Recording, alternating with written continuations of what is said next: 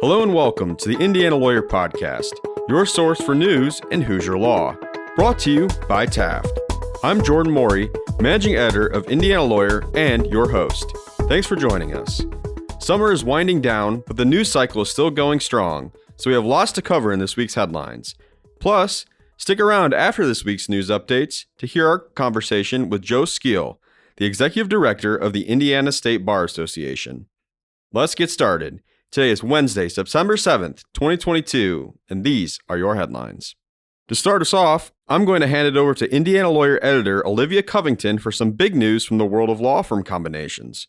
Olivia? On September 4th, Taft, Stettinius & Hollister, LLP, one of the largest law firms in Indianapolis, announced a combination with Detroit law firm Jaffe, Raitt, Hewer & Weiss. The combination will be effective on December 31st. The Jaffe combination will give Taft Law a footprint in Michigan and will add more than 120 attorneys to its bench.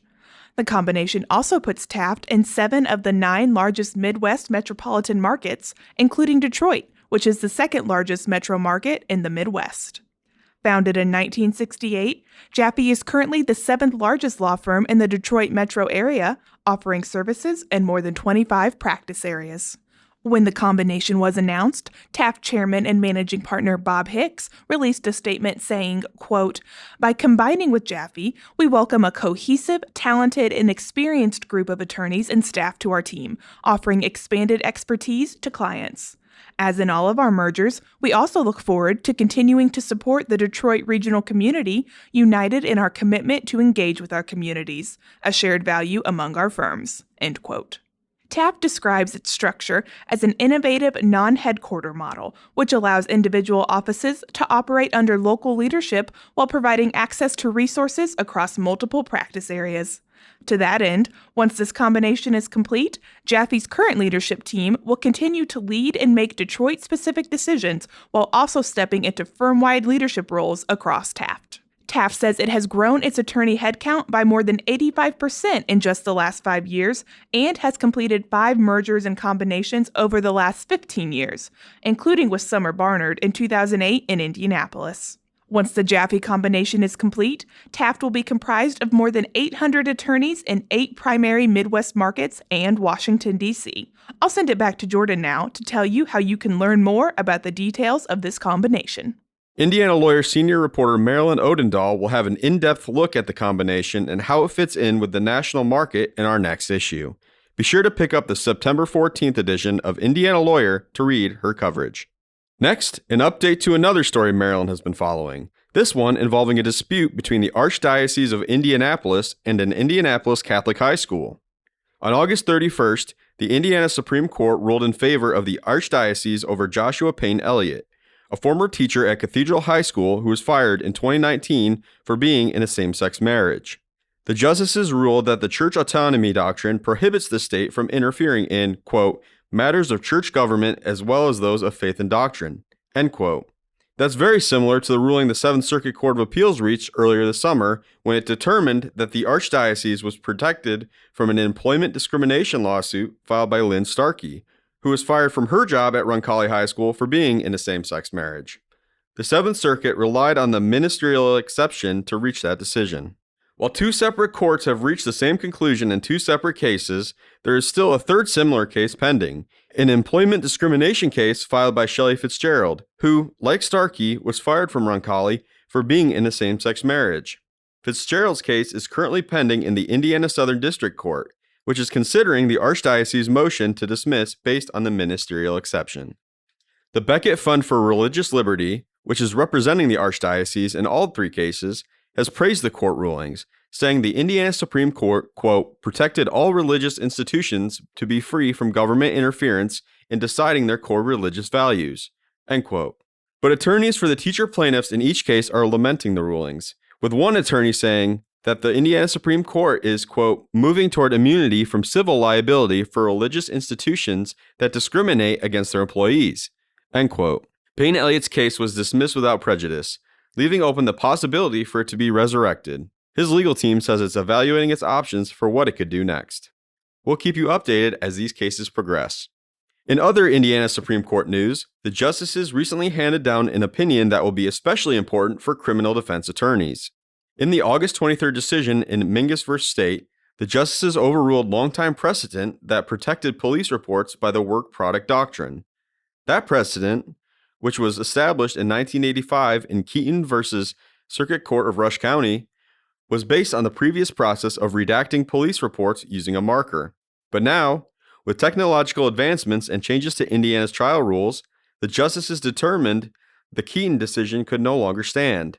They stressed, though, that just because the blanket work product protection no longer applies to all police reports, that doesn't mean the protection can't apply in some cases. You can read the full decision on our website. One last thing from the Indiana Supreme Court. There's now a new justice in town. On September 1st, Derek Moulter was officially sworn in as the 111th Justice of the Indiana Supreme Court in a private ceremony. One day earlier, Justice Stephen David retired from the High Court bench after serving there since 2010. We know that in our last episode, we told you that we'd have interviews with Moulter and David in the August 31st issue of Indiana Lawyer, but as I'm sure you know from your own practices, sometimes plans change. So now we'll have those interviews in next week's issue of Indiana Lawyer, which comes out on September 14th. I chatted with Justice Moulter about his rapid rise to the state's highest court, while Indiana Lawyer reporter Katie Stancomb talks with Justice David about his long career. Be sure to pick up the next issue of Indiana Lawyer to read our stories. Speaking of Katie, let's kick it over to her for a report on a new addiction treatment facility opening soon in Huntington County. After more than 2 years of planning, a near-century-old convent will avoid the wrecking ball and be transformed into a new addiction recovery center for inmates in Huntington County. Huntington Community Corrections is reimagining its approach to addiction recovery through the county's first treatment-focused recovery and work-release residential center. Historically known as Victory Knoll, the massive campus will now be called the O'Donnell Center. The center, which already houses the Community Corrections Office and offices for Parkview Behavioral Health, will provide defendants who are struggling with drug addictions the chance to participate in substance abuse rehabilitation. That's not something that Huntington County Jail currently offers, according to the Huntington Superior Court Judge Jennifer Newton. She says the center is much needed. For someone, a defendant, to go there, either myself or the other judge in circuit court will have to sentence someone to work release. They'll be screened by community corrections, and there are certain offenders that we won't allow to go there, such as violent offenders. As of now, only male inmates will be permitted to reside at the center.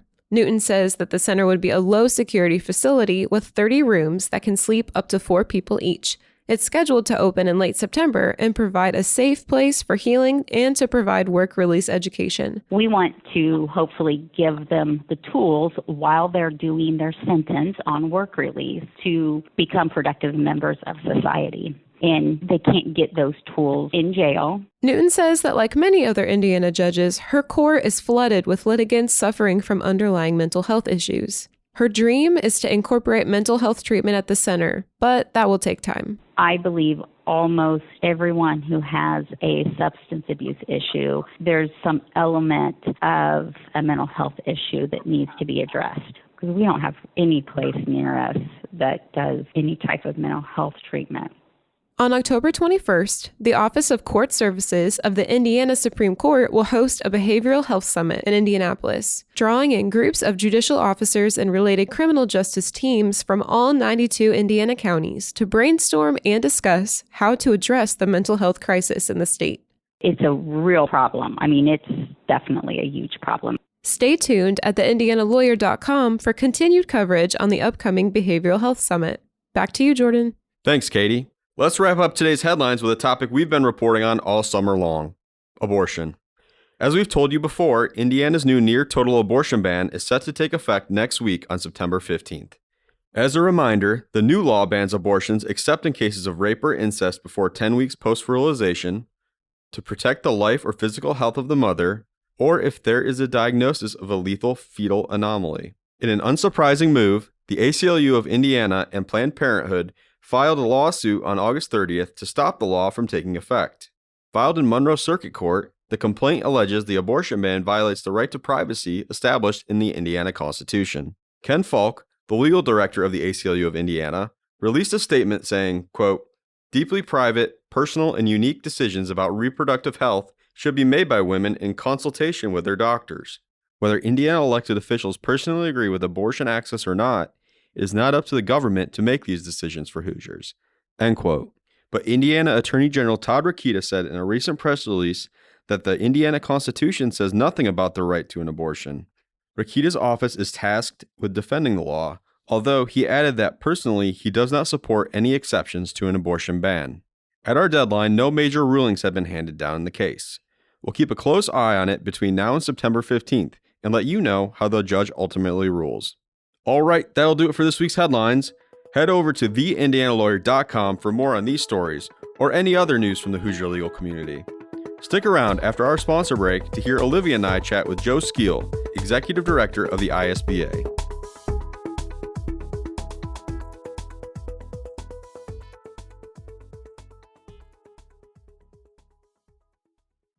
Taft, today's modern law firm. At Taft, we cultivate a highly respectful, transparent workplace that fosters creativity, teamwork, inclusion, and diversity. We couple our culture with a client-first approach, rewarding lawyers who understand their clients' goals and work to deliver success. Taft, the modern law firm. To learn more, visit taftlaw.com.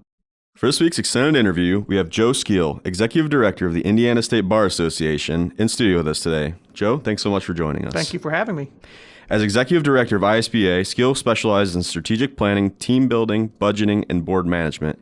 He also helps oversee membership, event planning, publications, communications, scholarship programs, and contests, among many other things, I'm sure. Prior to joining ISBA in 2017, Skeel served as Executive Director of the Society of Professional Journalists, the nation's largest and most broad-based member association for journalists. During that time, he also served as Executive Director of the Sigma Delta Chi Foundation, the society's supporting charity. I would be remiss if I didn't mention that Joe is also a former journalist who, like Olivia and I, both worked at the Republic Daily newspaper in Columbus, Indiana. So we have 3 Republic alums here today. Joe, with an extensive journalism background, how and why did you pivot to the law? Yeah, that's a great question. I think the thing that drew me to the State Bar Association really at its core were the people. And I have found that attorneys and journalists are very similar at their core. And people choose those professions really out of a desire to make their communities better. Sometimes they've witnessed something or seen something or experienced something that kind of drives that passion a little bit. So the notion that journalists are very similar to lawyers, I think made when I was contemplating, is this something I'd be interested in trying to do, it made it very easy to see how it might all play out. And for the reasons as to why, leave the journalism realm and go into law, I think it's a lot of soul searching that I think a lot of people are doing now, right? During the Great Resignation, Great Reassessment, whatever you want to call it. Mine just happened to occur back in the early 2000s. And I had been doing, in journalism since I graduated college. I was at SPJ for about 13 years. And I really just thought, what's next and where do I go? And so I started thinking about what my future was going to be. And I started just kind of looking. I actually wasn't looking actively, seriously to leave, but I was just wondering what's out there. And so that was really the first time I started thinking about anything after journalism. When I saw this, I thought, wow, like they want what I already have proven I can do and what I enjoy doing. And the people are very similar. It really seemed natural, to be honest. I've made that observation myself that lawyers and journalists, there's something about us there's an overlap somehow. Yeah. So let's shift to the ISBA itself. So last year, of course, you rolled out the new strategic plan, which focused a lot on member feedback. So tell us about kind of implementing that and what kind of response you've gotten. Yeah, it's great. So it's hard to gauge response. Individually, one-on-one, people, seem to like some of the things that we're doing. But I don't think there's a member out there that would be able to say, oh, I think the State Bar strategic plan is going really well, because they see bits and pieces of it, right, that we roll out.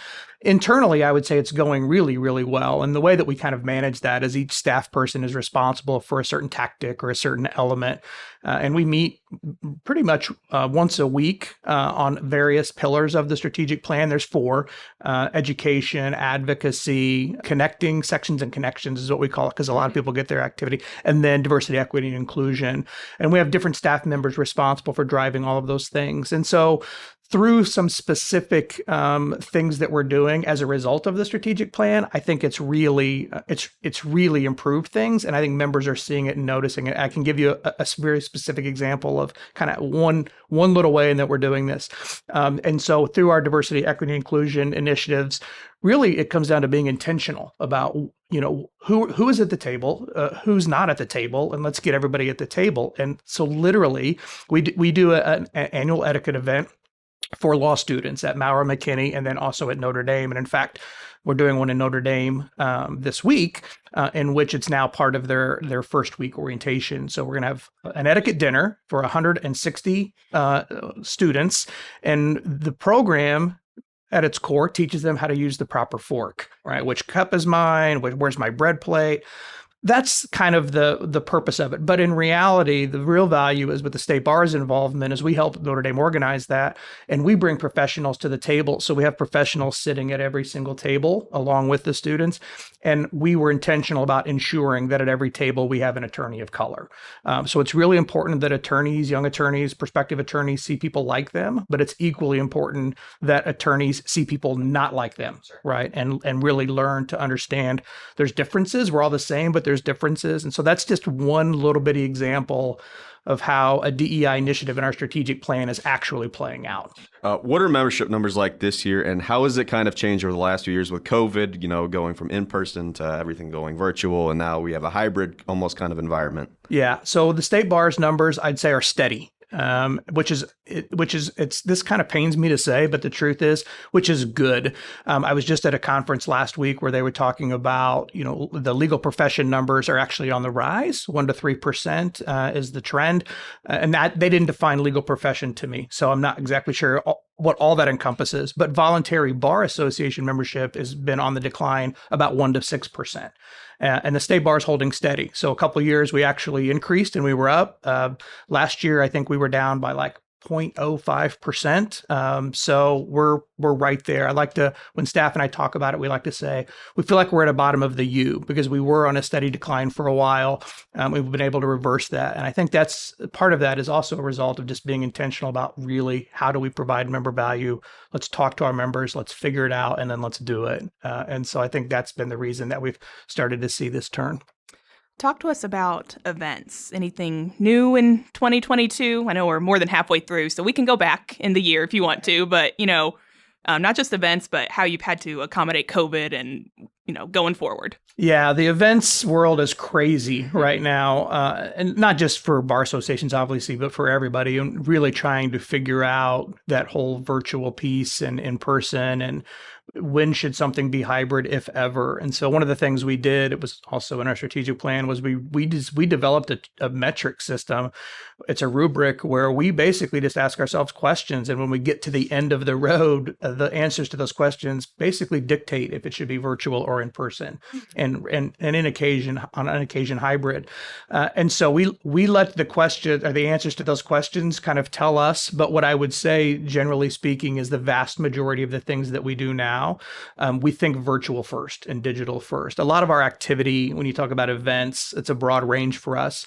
When we have section meetings and committees get together to meet, if they can do business in an hour, it's not realistic to expect people to drive from the corners of the state to come to Indianapolis for an hour meeting. So our group, our volunteers have really embraced meeting virtually. And in fact, now what we're seeing is when we do things in person, we're actually getting a lot of requests to do things virtually. But we have a line, and we do believe that there is huge value in in-person gathering. And so what we are now challenging ourselves with is that if we're going to do an in-person event and volunteers think something should be in person, we really have to make it worth their while, right, for them to come in. And so what does that look like? And so those are the things now we're experimenting with. What does that look like? And I think another piece that goes into that, when you talk about the great reassessment and the great resignation and the work-life balance, it's super important to, with a broad brush here, right, with the millennials and the younger generation, that work-life balance really drives a lot of their decisions. And so for us to ask them to come and give up time outside of their work hours. It has to be something really unique and special. And so, but what is that? And for each person, it's very different. And so those are the things we're actually in the process of figuring out. But I would say generally we're doing pretty much the same amount of events, whether they're virtual, whether they're in person, might be a little different. One thing I can say is we are bullish on the fact that hybrids are not good. They're really hard to execute. They're generally more expensive. And now you're trying to do one thing that appeases two different audiences and two different sets of expectations. So the natural inclination, I think, of attendees and volunteers is, well, can you do a hybrid?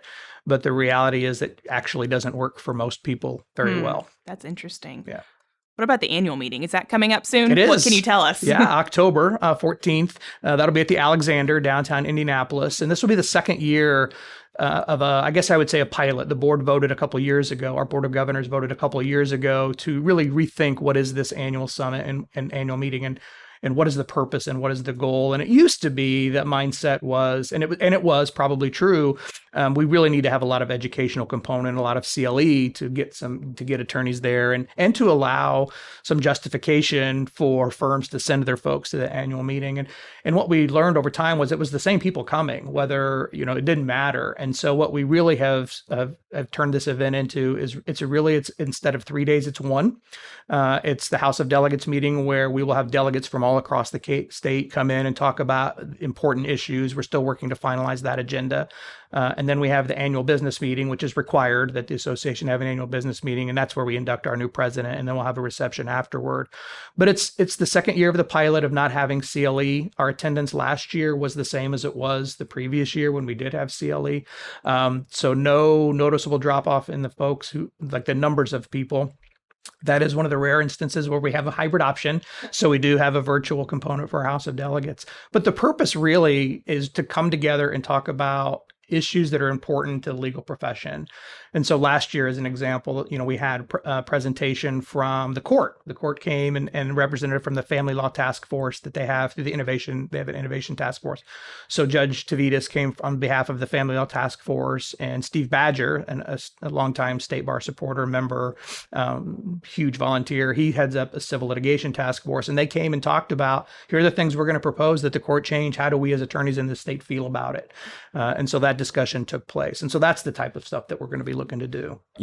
I talked to when they made the change for CLE and doing it, you can do it all virtually now and that kind of thing. They said, a couple lawyers said, my inbox is just flooded with all of these different, CLEs that are available to me from all these different organizations. So, why should lawyers go to ISBA maybe instead of somewhere else when they have so many options? Yeah, that's a great question. I think the first thing I would just say is, let's just talk about probably the big deciding factor is cost, right? So when people are getting flooded and they're trying to figure out how am I going to pay for this or am I going to pay for that, the beauty of the way the state bar operates is we actually don't view CLE as a big source of non-dues revenue, and so we include enough for every attorney to get their annual requirement and their 3-year requirement. It's free with membership. So, and now you can get it all online. And so that's all included with the cost of membership. So if an attorney is saying, why should I go to the state bar to get CLE? The obvious answer is, well, it's included with my membership and I don't have to pay extra. But beyond that, I think what really sets apart most of our CLE from other folks is we are a network of attorneys from around the state. And so we believe strongly in peer education. We have experts among our ranks. And so being the State Bar Association, we can tap into experts who happen to be in Allen County or in Evansville or in Lake County or Tippecanoe County, wherever. And because we have a statewide network in our sections and in our committees, when a topic comes up or an issue comes up, or we're talking about a national trend that may sometime come to Indiana, it's not hard for us to find experts within our ranks. And I think having that statewide reach really improves the value of the education that we can provide because of the network that we have. And then also because we're a state bar, I have really close contacts with state bar associations across the country. And so as these things come up, it's very easy for me to pick up the phone or send an email and to another state bar exec and say, are you dealing with this? Do you have experts? Can you help us? So those would be the two big reasons: quality, and it just makes sense financially. Kind of piggybacking right off of that, can you tell us kind of more about the collaboration between, different geographic bar groups or the affinity bar groups, and there's so many. So, how do you work with all of those? I'll be honest and say I don't think it's very good right now. On our standpoint, we're getting started. We're being more intentional about it. We have good relationships with the Lake County Bar in Evansville, and Indy Bar, and even Allen County. So I have good relationships with their executive directors. But I think there's still, in some respects, the idea of where can we partner in a way that makes sense. And one of the challenges is a lot of it is just tied to business models. And so, for example, metro bars, and I'm not sure this is the case for Indianapolis, but I know it's the case for other bars. CLE is a huge driver as a source of their revenue. And so when we talk about how do we partner, the natural inclination is through education, and that can be really challenging and difficult to figure that out. But where it has worked really well, and I think this might be where it makes more sense in the future, is on advocacy efforts. And so, for example, there was a bill moving through the State House recently about how the judicial nomination process would work with Lake County and St. Joe County. And as the state bar, we have people in the state house doing that work, and the local bars don't. They have volunteers, they have members who are impacted, and they have members who are involved in the process, but really they don't have somebody who can be at the State House all the time. And so that was a great example of where we did collaborate. And then also, as part of our strategic plan initiative, we're really being intentional about making sure that we are proactive in reaching out to all of the other affinity bars, specifically those, Marion County Bar, Kimbrough Bar Association, Lozano Bar Association, APABA, all of those groups, because we want to make sure that they're at our table, helping us make smart decisions that are good for all attorneys in the state. So I think when I said earlier it's not very good, I think we're at the beginning, or close to the beginning, and I think we have a lot of room to improve, and I think we will. I think we are. Are there any national trends? I know you said you speak with a lot of other bar associations, but are there any other trends that people might not be aware of happening in bar associations across other states as well? Yeah, I think that when you say that people might not be aware of, I don't know if people aren't aware of these. But what I will say, what seems to be top of mind when I talk to people, obviously, number one right now at this point in time is workforce issues. And you can define that however you want, but the idea that there's not enough attorneys, specifically in rural communities, that is a national problem. It's rural flight.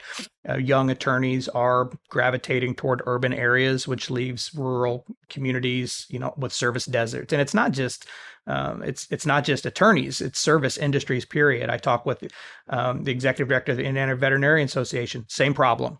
They're having a hard time with young vets going into rural communities, and a lot of that is driven by student loan debt. And so, when you talk about what is the problem, well, workforce issues, student loan debt's a huge issue because young attorneys have to take jobs in places that pay them enough to pay off their student loans and actually live, and oftentimes that may not be in a rural setting. So, student loan debt is a huge issue, I think, for the profession, and it has to be figured out.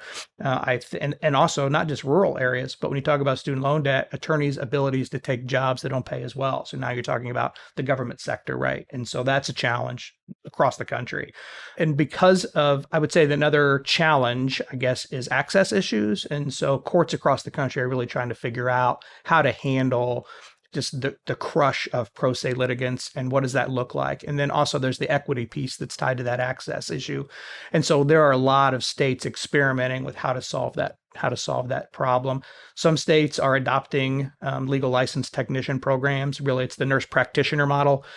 So giving some folks a little bit more authority than what a paralegal in Indiana might have, but not quite the authority that an attorney would have. What does that look like? And there are several states that are changing rules and implementing that.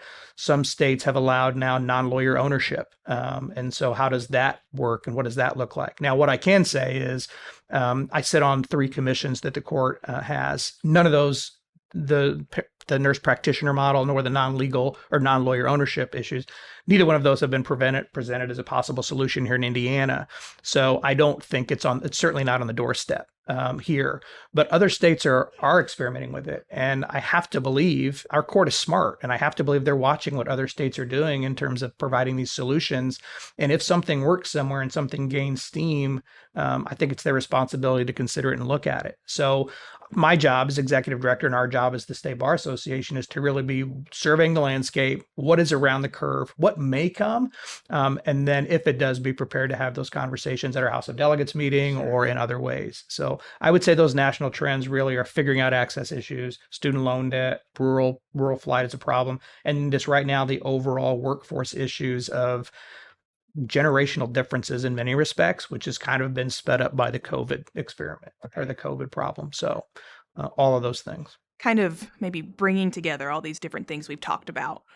What's your elevator pitch for a young lawyer to say, here's the benefit we provide. This is why you should join the ISBA. Yeah, elevator pitch. So the thing that, not that I would tell them this, but what I will tell you this and the listeners this is at the State Bar, we don't view ourselves to be in the recruitment business. So we're in the retention business. And if we do things right, because every law student in the state of Indiana is a member of the State Bar Association. And so as they're going through law school, when they graduate, when they pass the bar, our goal really is to be there for them on their journey from beginning to end. And our goal is if we can help transform their career and their lives in some way, that's what we're trying to do.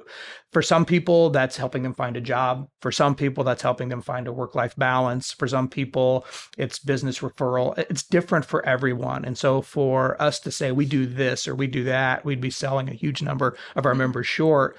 But just as broadly as possible, we want to help attorneys on their journey. And we want to be ahead of the curve before they get there so that we can help them when they get there. And so really, that's what we do. And we do it through a variety of ways. This is a long elevator ride, by the way. But education, connecting them with other attorneys, right? And so we have a lot of ways that really, at the end of the day, we can help them on their journey. And that's our goal. That'll do it for this week's episode. Thanks again to ISBA Executive Director Joe Skeel for joining us. As always, you can listen to previous episodes of the Indiana Lawyer Podcast on theindianalawyer.com or via your favorite streaming service.